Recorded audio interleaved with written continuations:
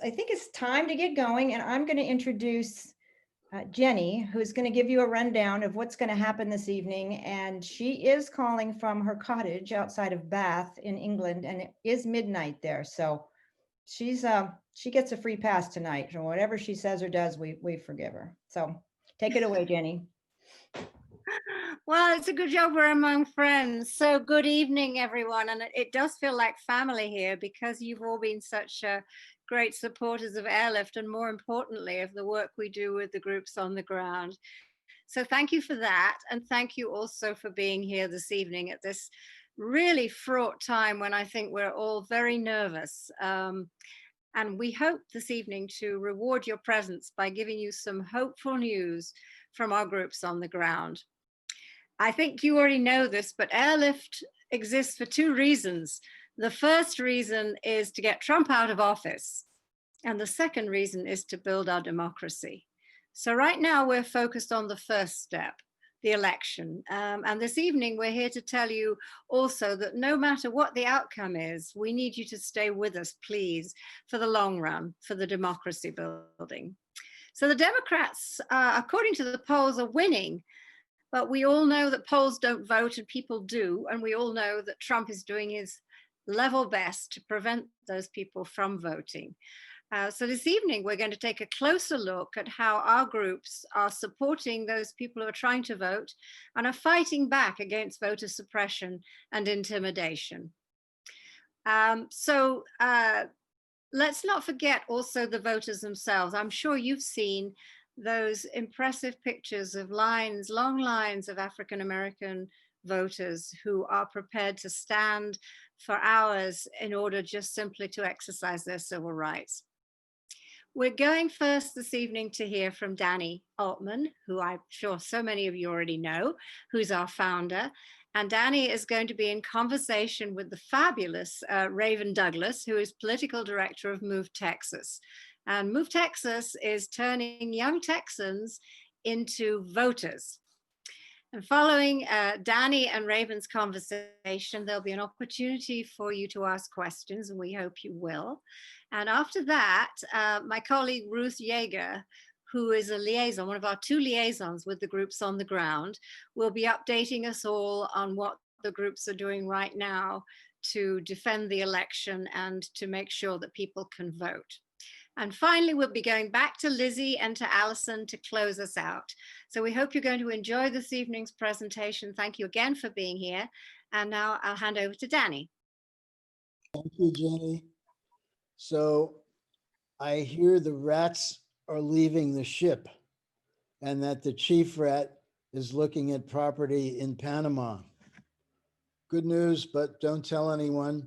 We still have an election to win. And Airlift is focused on the biggest political party in the country, 50 million non-voters.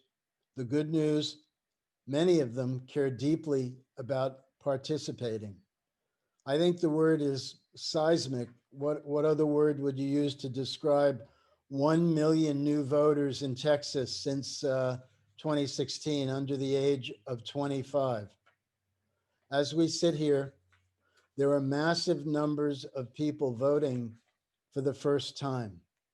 Hundreds of thousands of people in battleground states are voting because an Airlift group touched them and listened to them and is helping them navigate a voting process designed to discourage voting.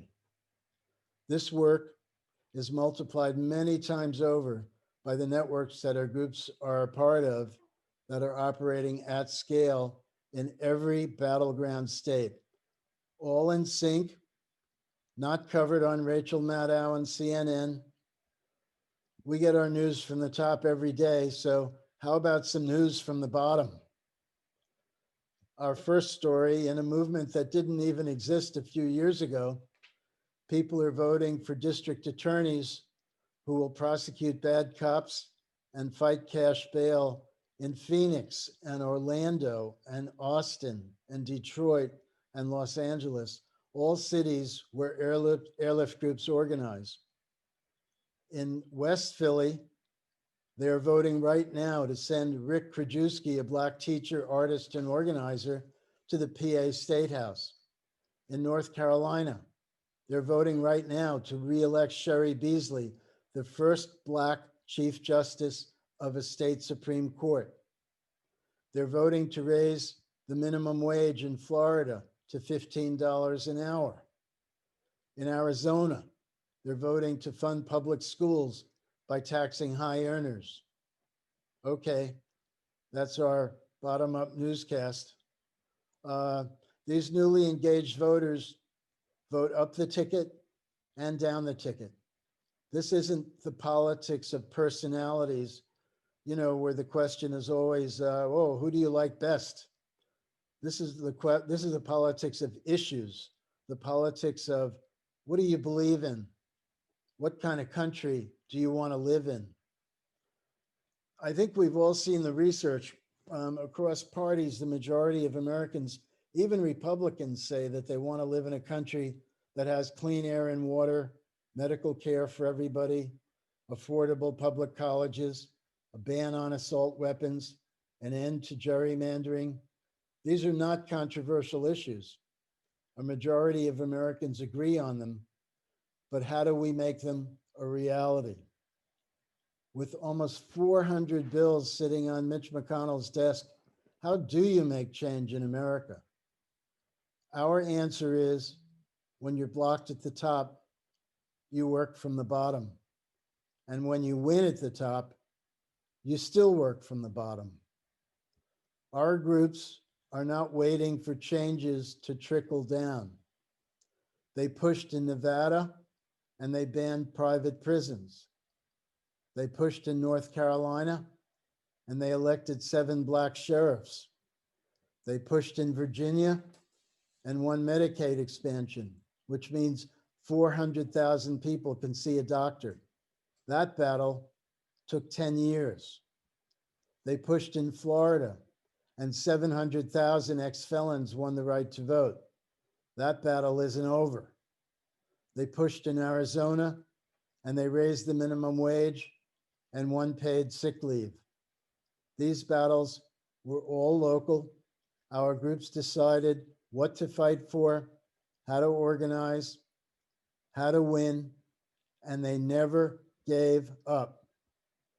Airlift groups are showing people who are close to the pain that they are also close to the power. It is our privilege and it is a necessity to support their work before, during, and after elections. That is why we need you here with us 365 days a year. One place where they know about fighting against incredible odds is Texas. In my mind, it's the home of barbecue and voter suppression. So we're very happy to have a fighting voter suppression expert with us tonight. Please welcome Raven Douglas, the political director of Move Texas. Hello, Raven.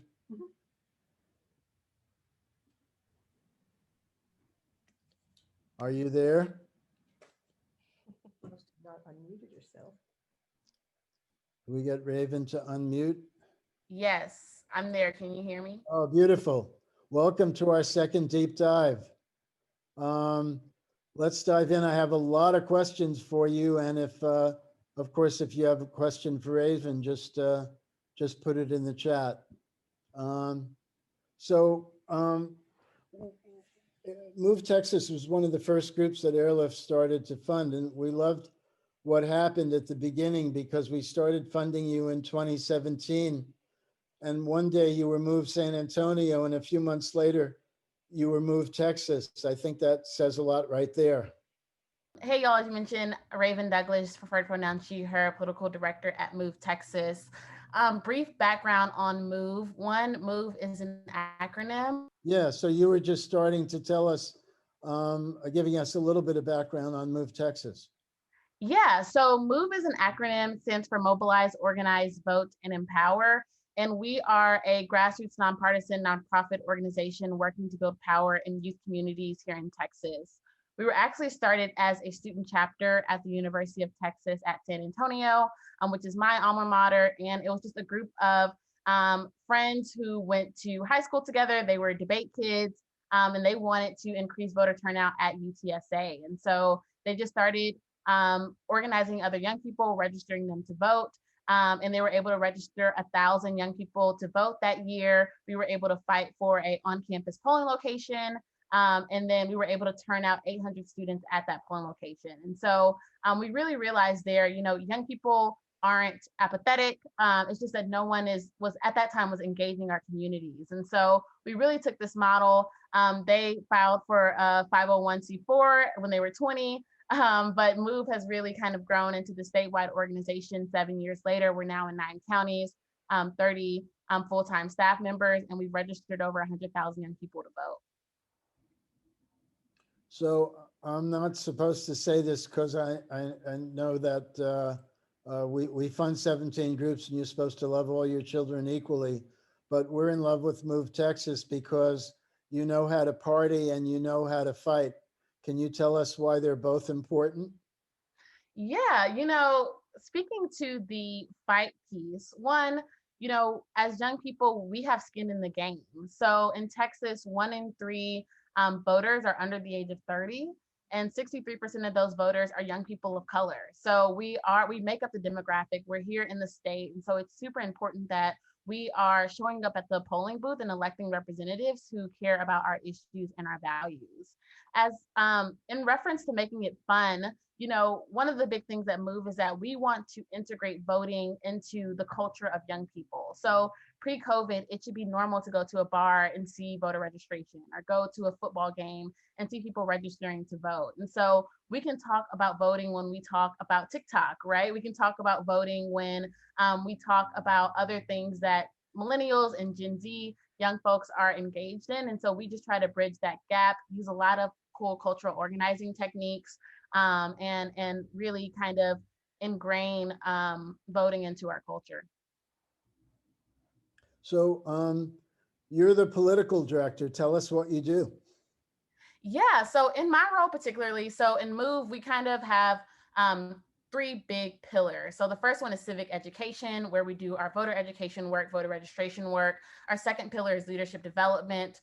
We are cultivating the civic leaders of tomorrow and really ensuring and building a progressive pipeline of leaders to really keep people in this work here in Texas. And then our third pillar is issue advocacy. And so that's really what I do in my role. I really ensure that we are focusing on the issues that impact young people. So for example, it's really great if we can get young people registered to vote and if we can get them to turn out to vote, but if they don't have a polling location on their college campus, then that's not voter accessibility. We're making it harder for young folks to vote. Or here in Texas, you can vote with your concealed handgun license, but you can't vote with your student ID. And so we think that this issue advocacy work is super crucial to ensuring that we kind of complete a full circle with voter engagement with young people, but also we know that there are other pressing issues related to climate justice and criminal justice reform. And so my role is really to ensure that we are listening to young people on the ground and then developing a statewide framework and issue advocacy plan to really work on policies that impact them. One of the things we read a lot in the newspaper is the battles that you're fighting with Governor Abbott. You want to talk about some of these battles? Yeah, I'm gonna try to turn my video back on because it seems like my internet is a little bit more stable. Cool. And I'll cut it off if y'all cut out. But with the fights with Governor Abbott, it's just like, where do we begin? What we're actually seeing in Texas is at the county level, for the most part, we're really seeing counties try to do their best to make it easier for people to vote at the county level, but we're seeing a direct attack at the state level, and particularly at the Texas Republican Party. So just over the past 2 or 3 weeks, some things that we've seen is, one, the governor issued a proclamation mandating that there could only be one drop-off location for mail-in ballots in every single county. And that doesn't matter for smaller counties, maybe like a Hayes County where San Marcos is, but a Harris County where Houston is, is larger than 26 states. So I live in Houston now, and so for me to get from one end of Houston to the other, it could take me, an hour and a half. And so that's just not convenient for people who qualify for vote by mail in Texas, because there are only 5 qualifications. So that qualifies for voters who are disabled. That qualifies for voters who, are suffering with COVID right now, or voters who are over the age of 65. So it's really not just impacting young people, but particularly kind of marginalized communities. Another thing that's happened is the Texas Republican Party, the week before early voting, tried to challenge our extra week of early voting. We get 3 weeks this year instead of 2 weeks. This was something that happened months ago. And so they just came the week before to do that. And another thing that they have also just recently challenged is in Harris County, they have piloted a number of drive-through polling locations. So it's different from curbside voting, where you have to essentially not be able to get out of your car in order to utilize that. But with drive-through voting, essentially they have different locations across the city. You drive in, you stay in your car to vote, and then you can go on with your day. And so all of these things are happening at the last minute as people are already in the middle of voting, and it's just causing nothing but confusion for voters, and particularly for counties as well. Well, one of the things that I find fascinating is how you're navigating the relationships with local voting registrars. Some of them are nasty. Some of them are want to see people vote, and some of them are just lazy. Yeah, it's definitely a tale of two cities. So, in our governor he mandates like the length of early voting, what IDs can be used. That all happens at the state level. But essentially that implementation and how elections are ran is all done at the county level here in Texas. And there are 254 counties, so there are 254 different ways these elections can be run. And I think that, kind of looking at a case study of 2 counties, I think Harris County is a really great example of what they are doing right. So I know that everyone saw on Super Tuesday in Houston the long lines at Texas Southern University, and so they really kind of restructured their community input process, and also come from a level of just really wanting to increase voter accessibility in order to kind of make up for what happened on Super Tuesday, and really just be better and learn from those processes. So working with community organizations like ours, they spent over $27 million on elections this year. They will have over 800 polling locations on election day, which is the most they've ever had. In addition to piloting things like the drive-through polling locations, they are piloting 7 24-hour polling locations on the last week of early voting. They've extended the early voting hours to 10 p.m. the last week, and they've also hired over 10,000 poll workers. And they are paying those poll workers $17 to $20 an hour. And in Texas, the minimum wage is $7.25. So this is an actual living wage where people can be able to earn money, especially during COVID. And so they actually received over 35,000 applications for poll workers, and they just didn't have enough. They have more people than they could hire.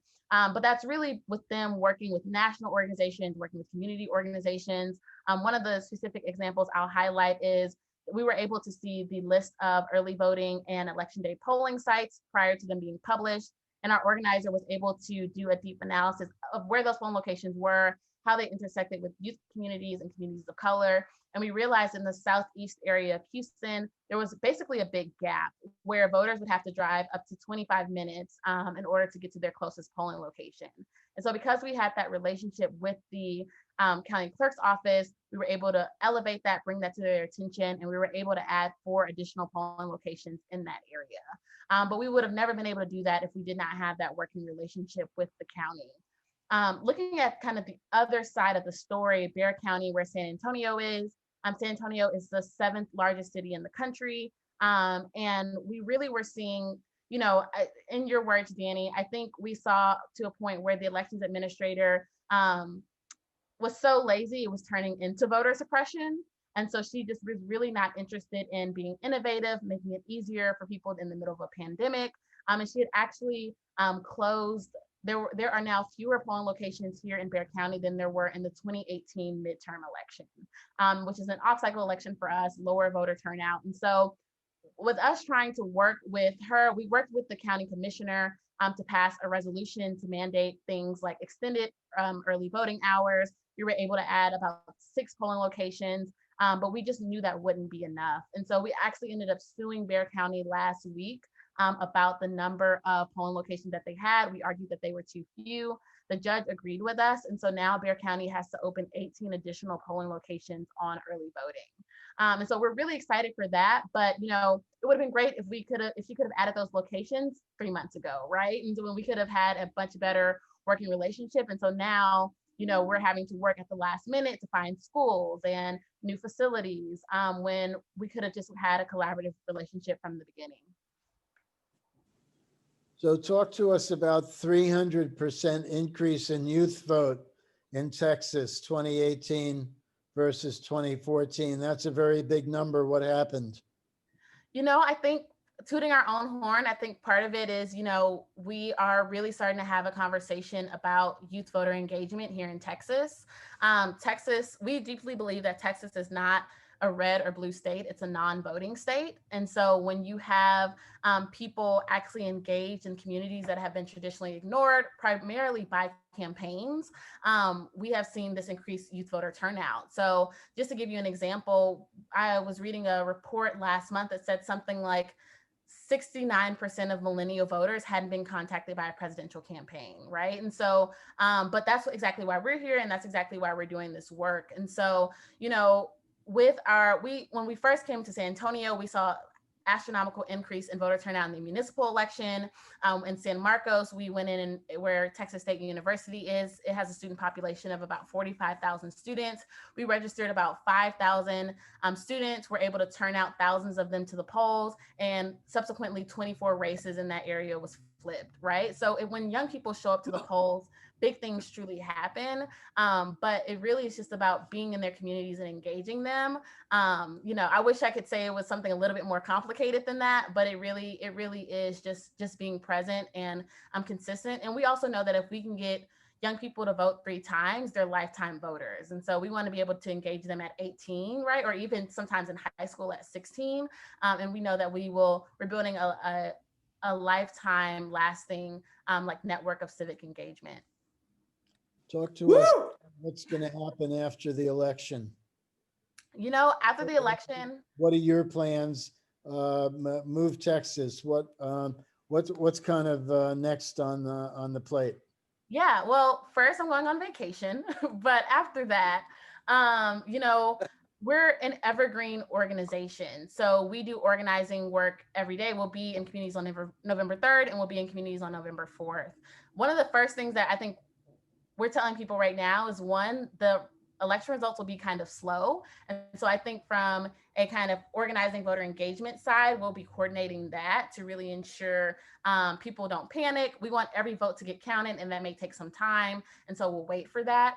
But in addition to that, on the advocacy side, our legislative session starts the first week of January. And so we will be preparing for that. And I think we really have been able to voting rights in Texas has now gotten this national platform. And so I think this is a really great time to go back to the state level and advocate for things like online voter registration, expanding vote by mail. And so I'm very excited to see what happens at the Texas Ledge, because I think that we will really be in a position to leverage more power than we probably have in the past. Awesome. Can we open it up for questions? Allison, are you checking the chat? Yes, I am. What do you got? Okay, so what are you seeing and hearing about levels of early voting in your communities? So actually, we are blowing early voting out of the water here in Texas. So for example, in Harris County, we have had over 700,000 people vote in the first 7 days. I believe that we are leading the state in ballots cast compared to 2016. And so I think we are, I think that's I think people are just invigorated. I think that people are pissed off about what's going on right now, whether it be COVID, whether it be criminal justice reform, whether it be our economy. I think that there's a lot of unrest in that perspective.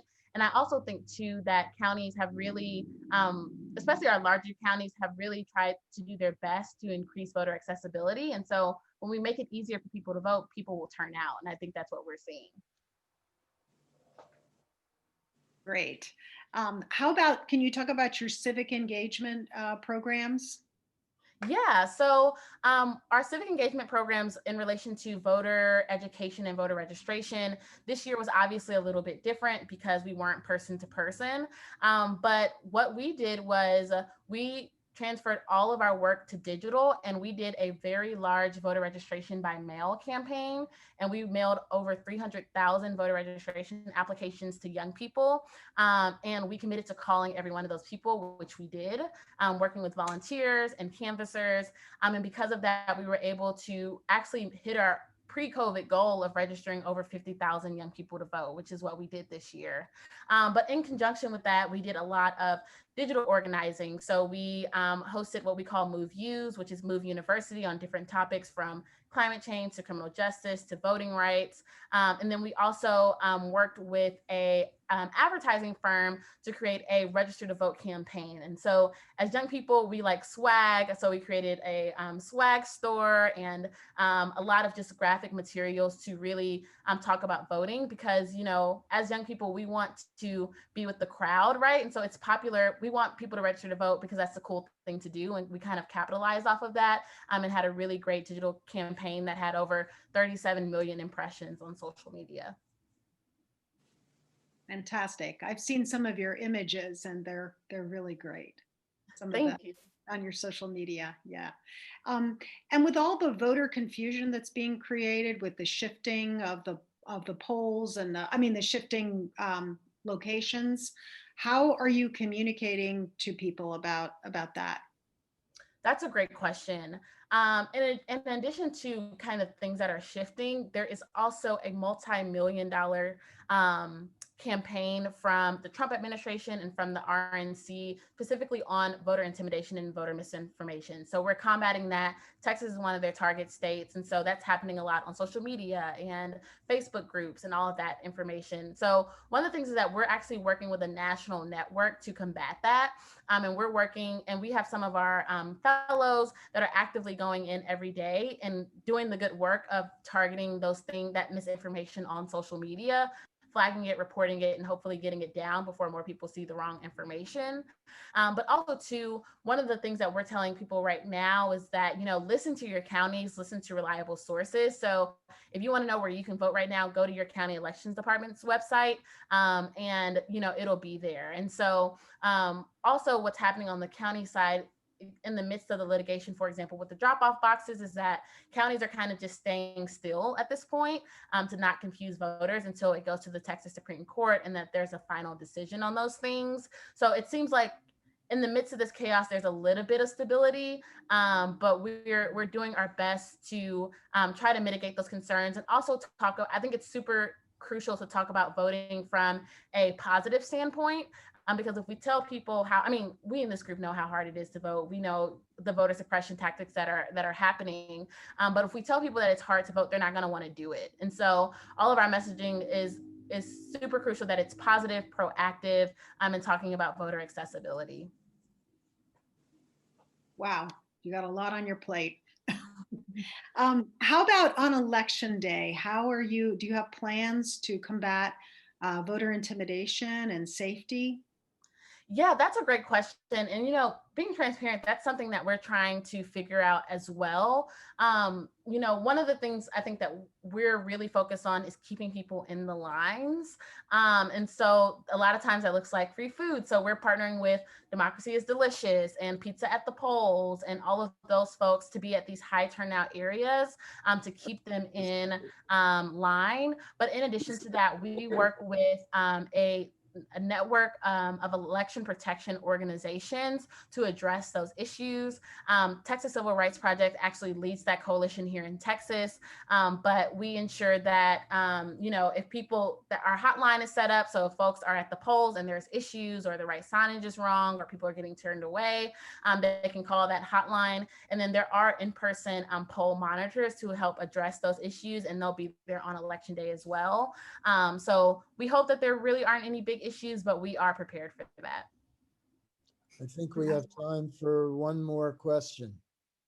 Allison, do you have something? Or? Marty had a question about young people engaging with their families. Is that something that you're seeing with your members? Yeah, so what we're seeing is the power of what they're calling now is relational organizing. So people, basically you bringing your own network in. So whether those folks are friends or family members, I'll turn my video off because I see a slight glitch. Whether those folks are friends or family members, what we're encouraging people, not only volunteer with Move, but invite 3 friends to come along with you, or invite 3 people that to come along with you. And so I think we really are seeing that really pay off. But also, just speaking personally for myself, I didn't come from a family that really talked about voting. But now, because I talk about voting, talk about the importance of voting, like no one in my family goes an election without voting, right? And so I think that's, for me, I think it's a big deal that people will just vote just because they know it's important to me. But it's also a bigger deal when we can get people invested in the issues and really understand why it's important to turn out to vote. And so I think that just having, I think a lot of times people always ask, what can I do? I think just having those conversations is super crucial and goes a long way. Raven, this has been spectacular. We could probably go on for another hour, but we don't have the time, unfortunately. Thank you so much for joining us and for taking a little time out of your, this is probably your work night. We wish you the best of luck and hope that everybody stays safe and very highly motivated. Yes, thank you so much for having me. It was great to talk with all of you. Okay, take care. Thanks. Bye, y'all. Bye. Wow. That was spectacular. One of the things that distinguishes Airlift is that we're very close to the groups we support. This is not just about sending all of our money and just sort of hoping that good things happen. We have frequent calls with the groups. We get all of their reports. We follow and amplify their voices on social media. And one of the people who makes all this happen is Ruth Yeager. Ruth is going to give you a report on a term that has unfortunately entered the lexicon. We call it election defense. And it means you can't just have an election. You have to kind of force your way through the entire process. Ruth is going to give you a report on election defense. Take it away, Ruth. Thank you, Danny. So I'll be talking about how some of our groups are defending our election and defending democracy.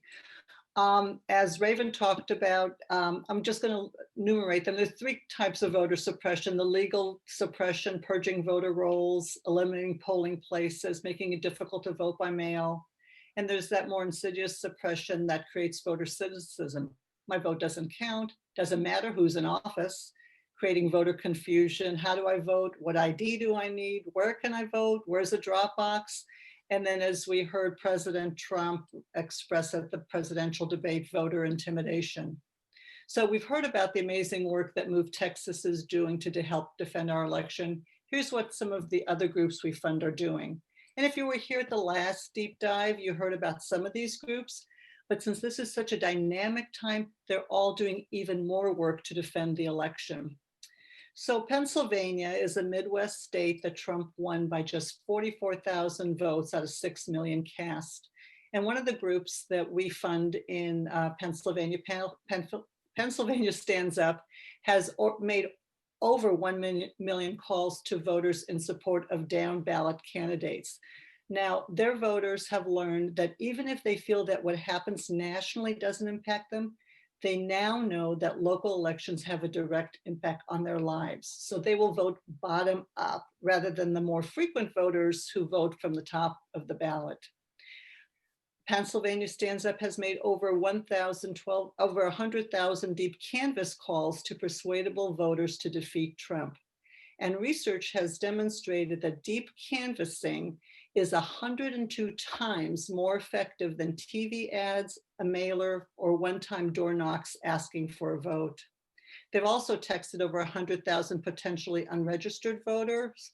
And now they've made already over 100,000 calls to ensure that voters now know how to vote by mail. Pennsylvania has something that's called a naked ballot, where voters need to use an interior envelope called a secrecy sleeve and sign and date an exterior envelope. Naked ballots are designed to trip up voters who aren't in the know. So what's Pennsylvania's Stand Up doing? They're holding Zoom to the polls there, which the subtitle is Let's Vote by Mail Together. So they're getting people together in a Zoom room and helping them complete those naked ballots so that those ballots will be counted. We've certainly heard a lot about voter suppression in Georgia since the 2018 governor's race, where Stacey Abrams should be in the governor's seat. And the group that we fund in Georgia, the New Georgia Project, has won 2 lawsuits. One to ensure that postage will be paid on mail ballots, even if the voter hasn't put postage on, and that absentee ballots will be accepted even as they're postmarked on election day. The New Georgia Project has something that they're called the Peanut Gallery to monitor the actions of local election boards. They take notes at meetings to detect trends about polling closures, changes in voting practices, and they're collecting all this data in case legal action is needed after November 3rd. And they're recruiting poll workers to help reduce the length of the lines. But as we've already seen in some of the on TV, lines are really long in Georgia already. So New Georgia Project has a project that they're calling Warm the Line, where they're recruiting performers to be at the polls to help voters endure those long lines. And they've developed an app for mobile phones that they're calling Problems at the Polls.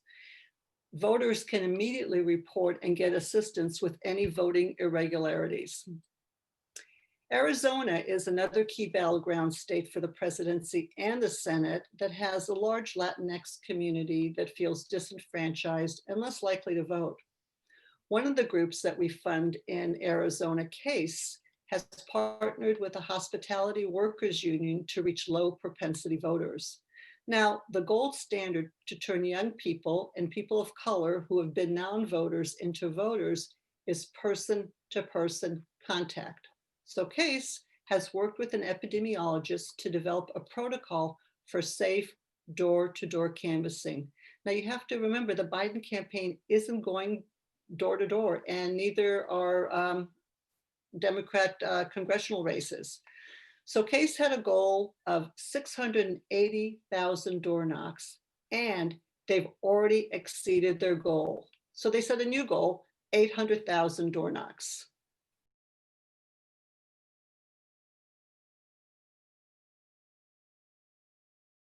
Safety starts before I knock on my first door. I check in at home on my computer, then I head to the campaign. Before I get to the office, I put on my mask and my shield. Then I get my temperature checked and report what I did the day before.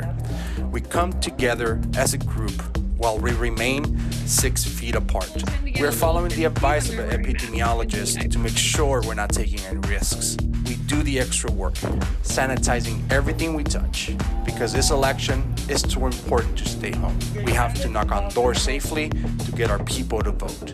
After every day I go back to my house, I have to live differently so I don't put anyone in danger. It's a small sacrifice I'm making to help win the election.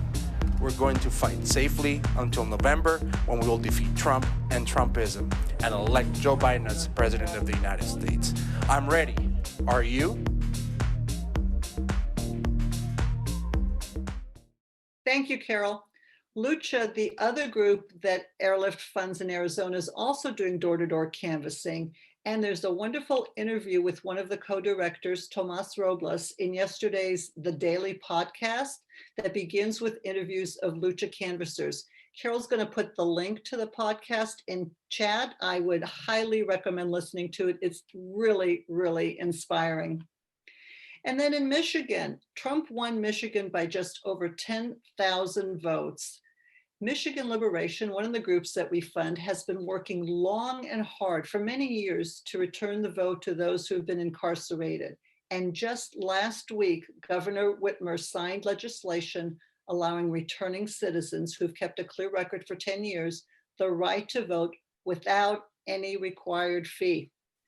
Now, some police, parole officers, and jail guards are spreading misinformation that returning citizens can't vote.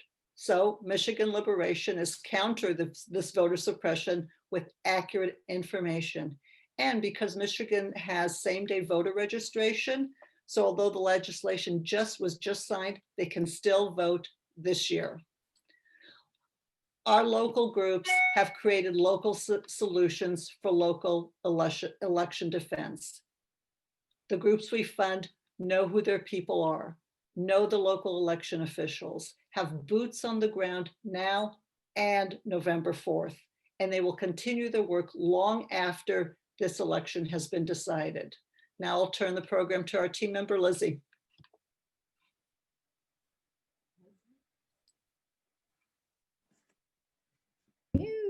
Hello. Thank you. Am I unmuted? Can you hear me? Yes? Okay. Thanks, Ruth. Whenever you talk about the groups, I get so excited. I can't believe so much is going on. Makes me feel lazy. And thank you, Raven. You're awesome. And Texas is awesome. I think it's the most exciting state we have going right now. I can't believe the figures. I'd rattle them off, but I don't have that kind of a brain. I do understand the recap because we said it several times. Beat Trump, defend the election, and then continue the work. And that's the bottom line. The work is not stopping. Our groups are not going away. It is rebuilding the democracy from the bottom up, and it doesn't stop. It's 365 days a year. So basically what I'm here for is to say, come on, come with us, stick with us. It's not just about one election, just what Raven was saying. We've got another election coming right up. We're getting ready for that. So when I couldn't sleep the other night because I was thinking about the election, I thought about our democracy and this country as a big house. And the house, big, lovely house, but the roof and the top floors were in really good shape, well painted, well appointed, nice. But as you descended the stairs and got closer down to the bottom levels, it was pretty decrepit and crumbling and weak and unattended. And by the time you were at the foundation, it was pretty sad. And that's how I see the democracy, is just so top heavy and glitzy without any foundation and any real support on the ground. So when you look at Raven and all of the groups, they're just on the ground doing the work to rebuild that foundation. They are going to be filling those local offices, then at the state level. And then can you imagine a world where our leaders don't ever resemble Mitch McConnell? Yeah, me too. It's like a dream. That's when I went back to sleep because I thought, oh, that would be such a wonderful world. Anyway, just a quick little back story on me. Not that you're interested, but I'm gonna tell it anyway.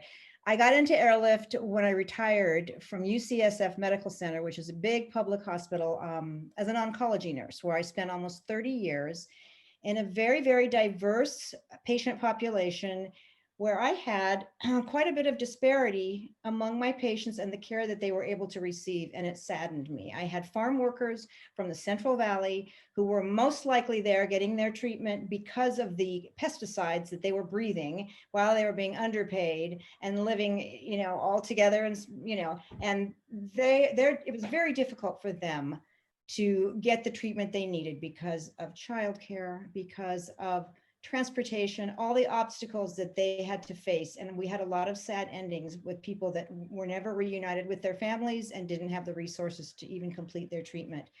And then on the flip side, somebody would fly in on a private jet and waltz in from some country, probably an oil-rich country, with cash in their pockets and get the top of the line treatment, boom. And it just bugged the hell out of me. And right after I retired, my friend Allison, who also is a retired nurse, said, girl, there's a thing called Airlift, and these groups are working for the people that you care about. like these patients that are in the Central Valley and aren't getting paid enough and are breathing this shitty air. So I said, I'm on board. You know, I've never done phone banking. I've never done what I'm doing right now, not ever, ever. But you know what? It just grabbed my heart because I want to do something and I want to change the lives of these people that became so dear to me, and it just wasn't fair. So that's what we're here for. And we're so thankful that you guys showed up.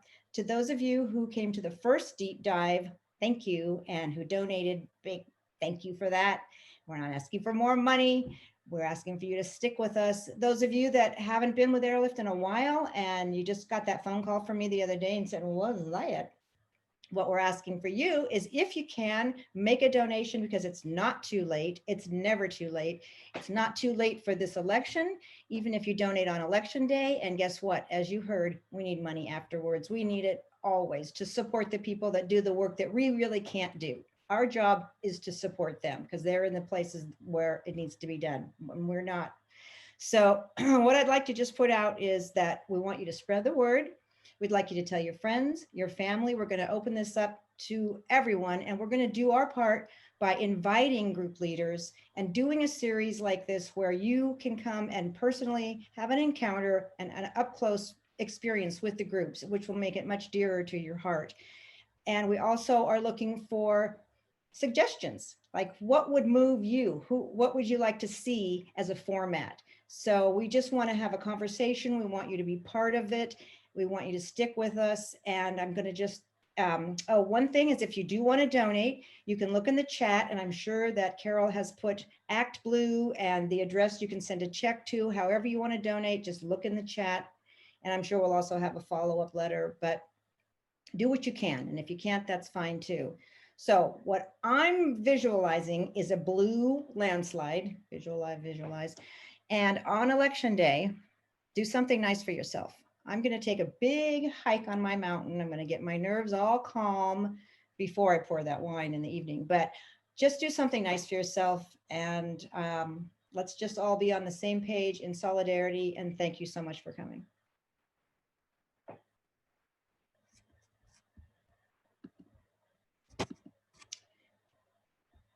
And that's it.